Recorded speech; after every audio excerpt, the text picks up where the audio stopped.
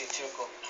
Ang iba namang kaklase ni Sheldon, may trabaho na, pero nag-enroll sa animation training ng TESDA para makakuha ng mas maganda pang trabaho. Actually, target kasi is abroad talaga. Fascinated din kasi ako sa 3D, lalo na sa mga Pixar and DreamWorks animations. Umaabot ng hanggang 50,000 ang tuition para sa animation courses. Pero sa TESDA, libre ang training sa mga papasa sa talent test nila.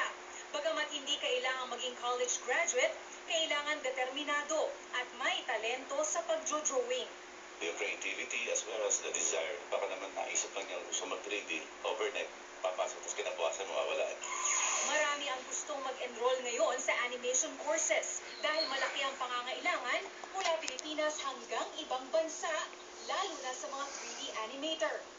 Imagine ang starting salary is about 20 to 25,000. Medyo kakaiba ho ito dun sa ilang sektor, no? Na ito yung starting salary. And if you're a director, hundreds and thousands po ang pwede mong kitain.